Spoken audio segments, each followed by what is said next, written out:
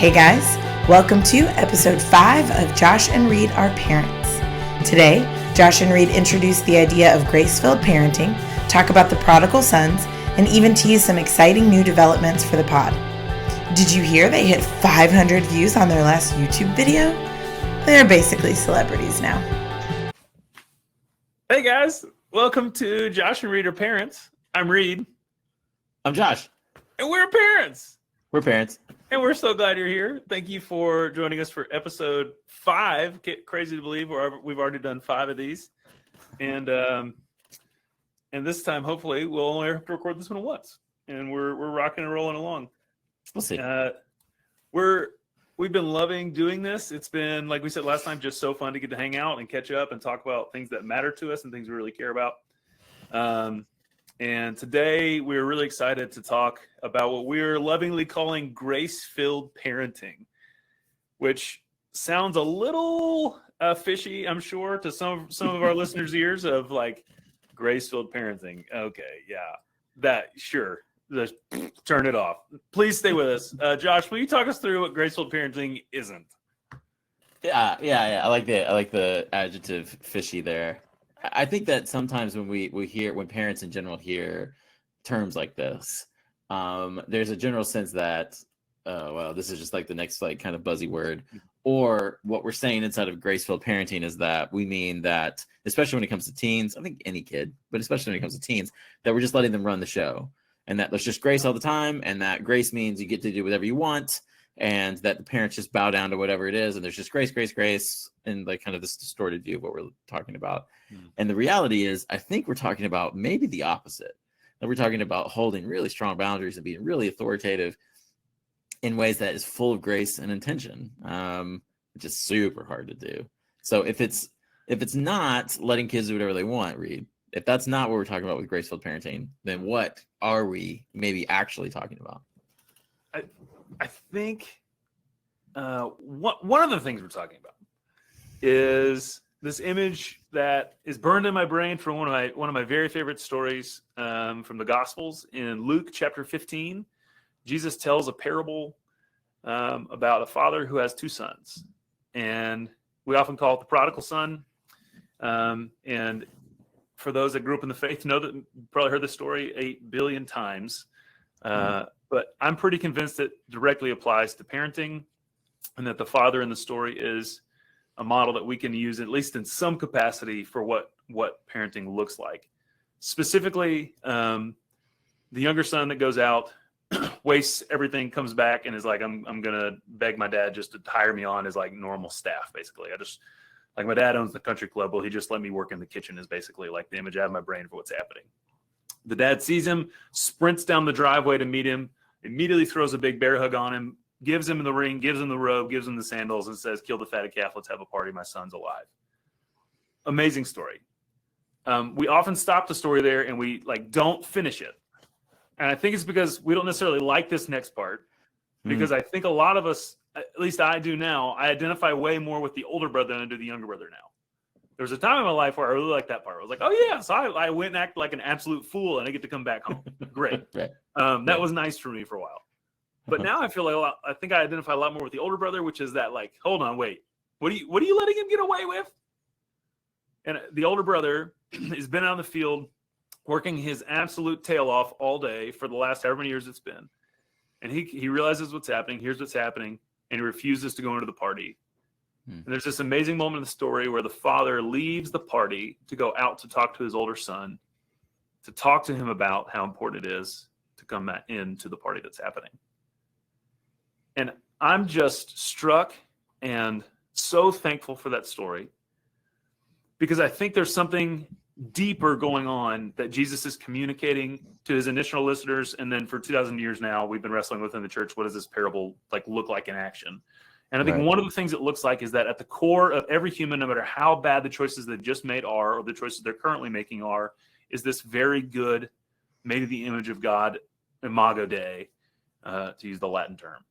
That they are an image bearer of God. Therefore, even if they've just done the dumbest thing you can think of, they still deserve love. They still deserve this genuine care, genuine respect, and to be met with kindness. It doesn't mean that there aren't consequences. It doesn't mean there aren't boundaries. But in this story, at least in my eyes, it does mean that the father sprints down the driveway, and it does mean he leaves his own party to talk to the older son. It means that this father is willing to break taboo because he loves his sons that much. And he still sees them as deserving of his love. Yeah. I love every single bit of Luke 15. And also, I love every single bit of what you just said. That was like a full sermon right there. You could turn into, we can do weeks and weeks of a sermon series right there. I love, there's so many like really interesting images inside of it. Like the idea of a plan that the prodigal son makes, the son that leaves. And also this idea of I see this kid sulking outside, like talking to a friend about how mad he is about, you know what I mean? Like you can see these images so easily, right? You can see these images, like you said, so easily because they're us. Like I am both of them. I've been both of them like multiple times in my life. Yeah. And I love this. This is the other thing too that's really fascinating about Luke 15. I just love that chapter so much for so many reasons. But it's Jesus talking about parenting. Now he's talking about lots of things. He's not just talking about parenting, but like we got to look at it and saying he's talking about what a father does. And you talked about the Imago Dei, like this idea of like we all are like image bearers of the Lord, but like the flip side is the person inside of that story that remembers that and knows that and can access those beliefs about them is their father, right? Like sometimes it's difficult for it to be a neighbor. We have to be reminded about our neighbors, loving our neighbors, right? But the father does not have to be reminded about loving his son. It's just embedded, right? Like of course he runs to his kid. He misses him and fearful for him. Like of course he does, right? And like of course he goes out to his kid out there because like he doesn't want that kid to hurt either, right? It's just so much. There's so much there, so much imagery, right? And so this is how Reid and I approach this thought process around graceful parenting. Is what could it look like if we took some of these things that Jesus is saying and applied them to our kids in their hard moments, right? And what if we could look at? I want you to think about this again. This is a parable that Jesus is telling, so we don't have to there's not necessarily direct lines, but there is. I think he is giving us an image of who God actually is, right? Yeah. What the father refuses to do inside of that story is make those choices that his kids are making about him. He refuses to get defensive. He refuses to get angry. He refuses to see the ramifications about how people will view him inside of it. And he says again and again and again, I am here for them. Like the things that I will do inside of this story, I will do for my children, not as a reaction to what they do to me. I think that's graceful parenting. Like I think that's what we're talking about. And so here's the real question, Reid. I want you to think about this and your parenting, and then think about it. What will be like when we're parenting teens? What does this look like? What does graceful parenting look like in the midst of your kids' hard moments? Because I can see graceful parenting being really beautiful and really easy when Jonas is just like killing it. Yeah. You know, like he got 100 on that test and he said thank you and he put his plate away.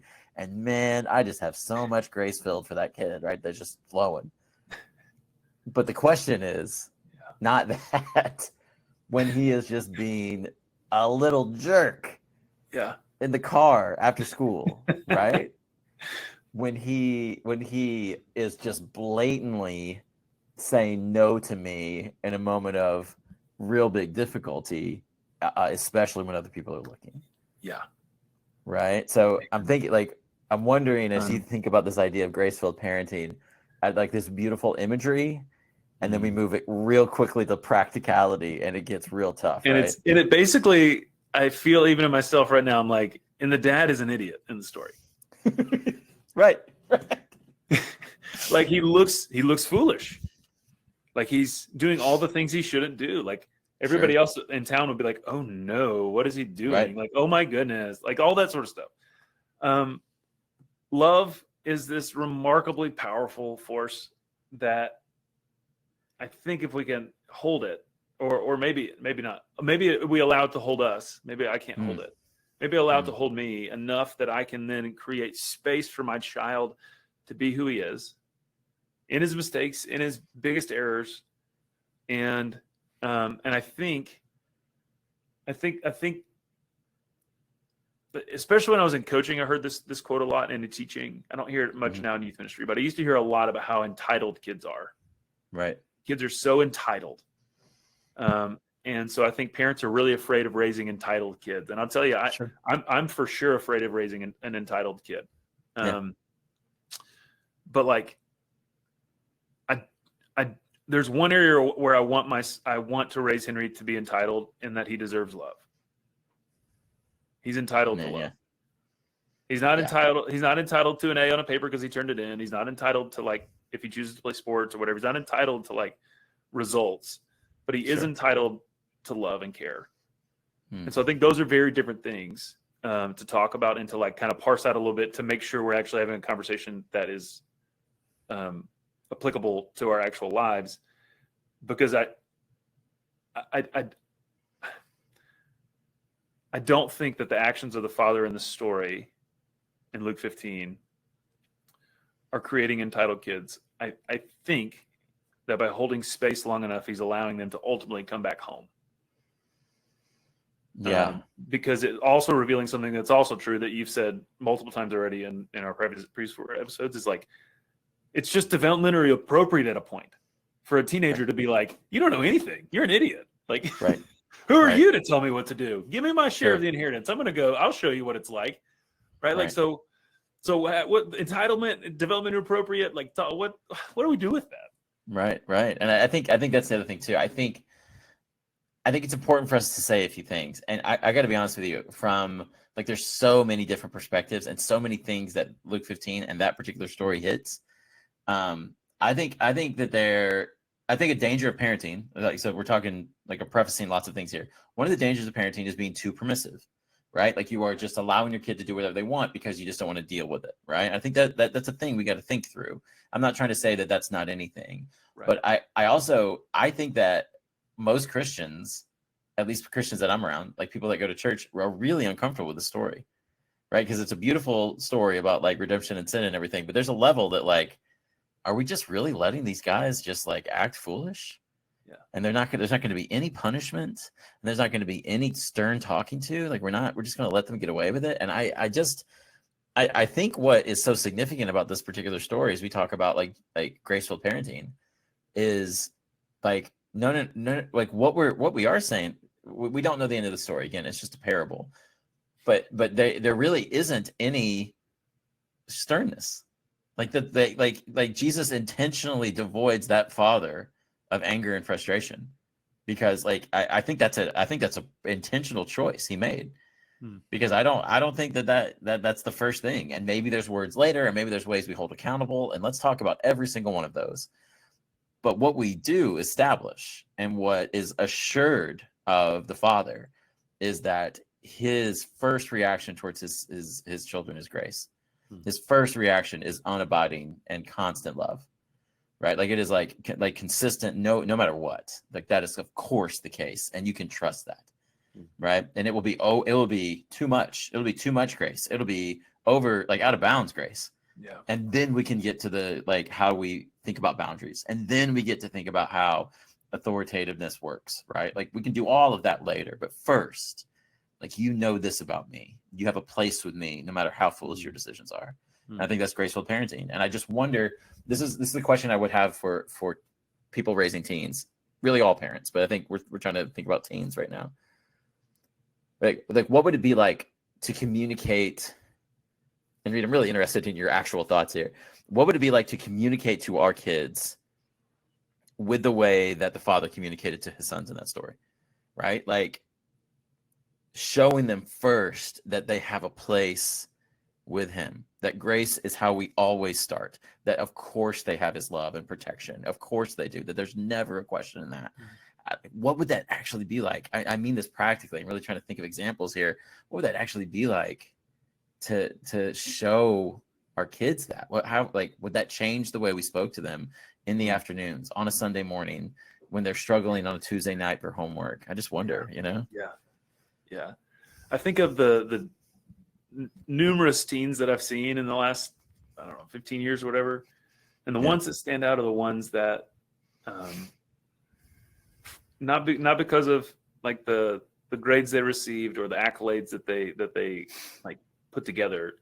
They might have received good grades and had accolades, but the thing that always struck me was there was like this sense of like a deep, connected, rooted identity that didn't seem to like,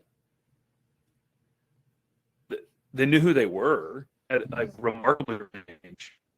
And a lot of it had to do with the way that they were parented and loved into being, as you might say, and like, and given this space to like wrestle and engage, and I'm sure at home it was not easy all the time, but it was never solely connected to achievement and success in either the sport or the play or the thing that they were doing. Yeah. And instead they got to do those things because they were fun and they enjoyed them and they were life-giving and they allowed them to have community. Mm-hmm. And like, I don't know, it felt like this propelling force of like the love was more important than the accolade. That they could be assured that the love was always like the no matter what, like it was never in question, right? Yeah, for sure. One of the things I think is it's such a like a universal experience of parenting is just like constant fear, right? Like being a parent is just so scary on so many different levels, right? Some of it is scary, just like keeping your kids safe and like what could happen to them in the world. It's just terrifying. Other fears are like that you're going to do it wrong, you're going to fail them somehow, right? Other fears, like kind of like on a daily, like even like a primal fear, is like this idea that like you're not going to be able to control them. You know what I'm saying? Like they're going to act in a way that I can't control them. And then there's societal and like social pressures around like, are people going to perceive me as a bad parent? I mean, there's just so many different things that you're afraid of. And I see this. It's one of the things that really convicts me, because I know in the moments that I get most frustrated and most overwhelmed, in the moments I feel most scared, right? That I feel like I'm moving away from like safety. And like, I wonder what it would be like to be so assured in myself that what I could always lead with was consistent love and grace. And I think it's something, I think that's what I want to push towards parents. And I want them to hear us really well for what we're saying. What we just want to be so careful with is not trying to tell you that like, we've got this worked out and we know how to do this. Right. Like it is something that I like fight against on the daily. But I think what feels so true is that like, this is something we're called to, which is and the work that we can do in ourselves. And I really do read, like, I really believe like this idea of like doing work inside, of feeling assured of who I am and what I'm doing, and like who God sees me as and which brother I am and all of those things. So I can be assured of like how I respond to my kids. I think that's the work to do. I don't know if that makes sense to you. Yeah, it definitely does. I think I'm going off script here, but there's the John 18 and John 20, the stories of Peter's denial. In between is the crucifixion, and then Jesus meets him on the beach. Yeah. And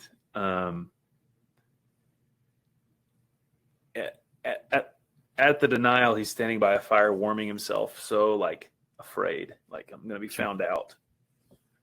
They're going to know who I am. And right, 3 times he denies, whatever.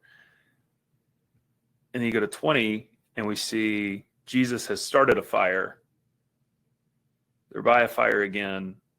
And instead of it being Peter having to be afraid that he's going to get like found out, he's met with this grace. And it does, there's this interesting line where like it does say that like when Jesus asked him the 3rd time, it hurt, like it says it hurt. And I'm just kind of struck by that, of like, sometimes the grace is in, like sometimes the authority is in the grace. Right. That's exactly right. Like Jesus in the moment is not letting Peter off the hook for like it's also not an "I told you so, you idiot." Like it's not that either. Right. It's I need you to be who you were created to be. Yes. So feed my lambs and take care of my sheep. Yeah. I'm gonna ask you the third time, do you love me? Right? Like, and sometimes there's that cut to the heart. That hurt is initially it's like, oh, like that's terrible. And it's also this freeing truth that like I can now live in that knowledge with great courage in the world now that I didn't have before, because I now have an identity that wasn't there previously. I love every bit of that story, and I love I in so many ways, dude, that's Jesus parenting Peter. Yes. It's just absolutely what he's doing. Yeah. And he is showing, I love it because he says, I know who you are. You love me. I know that. I know that sometimes you're not sure of it, but I'm 100% sure that I know who you are. Right? So let me tell you and remind you of who you are. Right? So let me ask you these questions. Do you love me? I know the answer. What's the answer? Right? And he works him through that. And then I love what he does. Like what he does not do inside of that moment is say, like, you need to go do penance, or you need to go and like, you know, show yourself to the whoever so you can be cleansed. He just says, there's work to go do now. Go. Yeah. Right? Like, you know who you are. I know who you are. Go that way. And like, I don't know, man. Like, it's just such good. It's a reinstatement that is quick and direct and authoritative and purposeful and full. Like, it gives Peter the rest of his life. That's the rest of his life. Yeah. You know? And he meets those same questions again later, and he answers them exactly the way, because he knows who he is then. You know? Man. Can we be grace-filled parents inside of those moments? Right. And corrective moments. Yeah. And what a task, what a challenge. Man, Reid, I love talking about this stuff with you, because you give such good like thought processes around stories of the Bible, and like it's one of the reasons why the kids in your youth group are so blessed. What I'm really interested is like A, how we land this plane of this podcast, and B, like some of the stuff we got coming up next, because I'm really looking forward to it. Yeah. So pretty exciting stuff coming up on Josh and Reid Are Parents. Updates. Breaking news. Breaking news. News, breaking news. I think I'm turning to Tom Haverford. The Josh and Reid Are Parents podcast will have a guest next episode. Woo! Big reveal coming on that. Don't know what that means or what that looks like. It'll probably be just when we release the episode. That'll be the reveal as who it is. But you gotta maybe follow us on socials. We might announce it there. Seriously, like maybe we're on the Instagram. Yeah, get on the gram with us, guys. We're on the gram. Parents. We have a YouTube's page. Yeah, look at it. Like, see if you could find something on YouTube about. Here's what we don't have. We don't have any TikToks or Snappy Chats, because we're old. No, we don't do that. That's not what we do. I don't feel great about those things, but I do feel good about the Instagram. Instagram does feel like the old person. Like, that's appropriate for 38-year-olds. It's our age bracket. That's right. It That's fits exactly us well. Right. Yeah. So it's exciting stuff coming up. And yeah, we'll continue this conversation a little bit in that. Our guest is somebody that we think has some well-worn wisdom that can be shared on these things, and we're pretty pumped about that. What am I forgetting? Man, I'm really excited about having a guest on here. Really excited about figuring out how to do that. We don't know how to do that. Nope. But we're gonna figure it out. We're gonna 1% better every day, right? We're gonna figure that out. 100%. And anyway, we're looking forward to that, guys. Make sure you follow us on that. Follow us on YouTube. Subscribe on Apple Podcast, and we're on Spotify. We're all over the place. So look at us, like just a tight 24-minute podcast. Come on. Thanks, guys. Thanks for listening. We'll talk to you soon. Thanks for listening.